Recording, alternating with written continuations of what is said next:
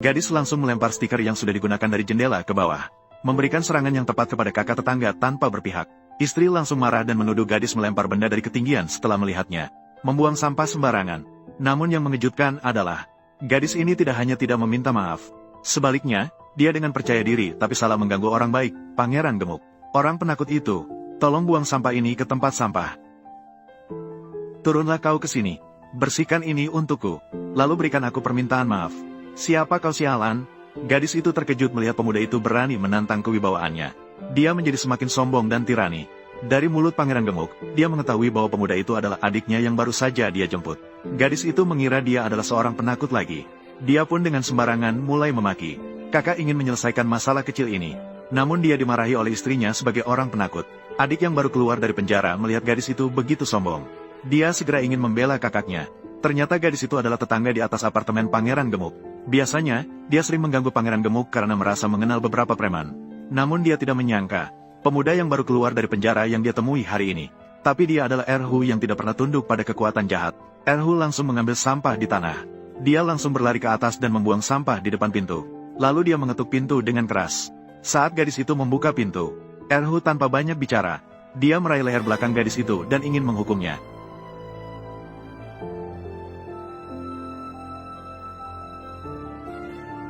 Gadis itu mengira setelah berlatih taekwondo beberapa hari, dia bisa menendangnya. Namun, dia tidak tahu bahwa di hadapan kekuatan yang absolut, semua kepura-puraan itu tidak ada artinya.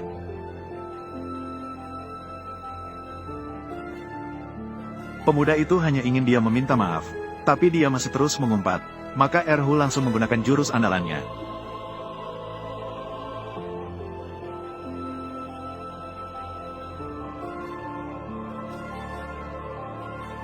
Gadis yang sebelumnya sombong dan tirani, seketika itu pun ditundukkan. Dan saat itu, kakak ipar juga merasakan, apa artinya memiliki seorang pria yang mendukung. Perlu diketahui bahwa beberapa jam yang lalu saat menjemput Erhu dari penjara, dia masih menunjukkan wajah jijik. Saat ini, sikapnya terhadap pemuda itu, tiba-tiba berubah 180 derajat. Namun, saat kakak ipar dengan gembira, membawa Erhu masuk ke rumah, gadis yang tidak tahu malu, merasa telah dihina dengan sangat besar, maka dia pun menelepon untuk meminta bantuan. Saat Pangeran Gemuk menyarankan Erhu untuk pergi menghindari masalah, terdengar ketukan mendesak di luar pintu. Terlihat sekelompok preman bersenjata tongkat. Mereka menerobos masuk ke dalam rumah. Kakak ipar terkejut dan mundur terus-menerus. Saat itu, gadis itu kembali bersikap sombong. Dia bahkan meminta Erhu untuk berlutut dan menempelkan sesuatu di jendela. Pemimpin preman, Kiao Sui, bahkan mengeluarkan ancaman.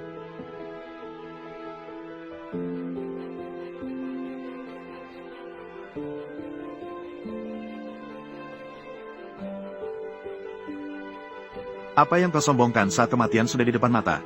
Kakak Jie, aku tidak ingin melihat pemandangan berdarah. Ini serahkan padamu.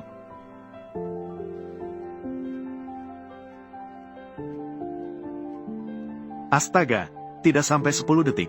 Bahkan lebih baik daripada pacarku. Gadis itu awalnya berpikir dia sudah memberikan pelajaran yang berat kepada Xiao Hu. Tapi saat dia membuka pintu, pemandangan di depannya membuatnya terkejut. Dalam waktu kurang dari 10 detik, semua preman tergeletak tidak berdaya di tanah.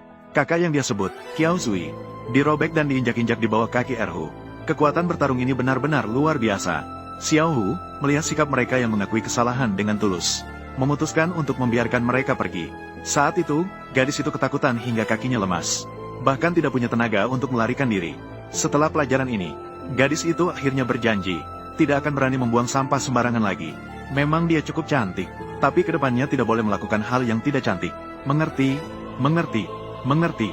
Tapi yang aneh adalah, saat dia berbalik dan pergi, dia tiba-tiba menyadari bahwa dia tertarik pada Erhu. Orang ini ternyata menganggap saya cantik. Sementara itu, di sisi lain, kakak ipar juga memiliki perasaan yang sangat positif terhadap Erhu.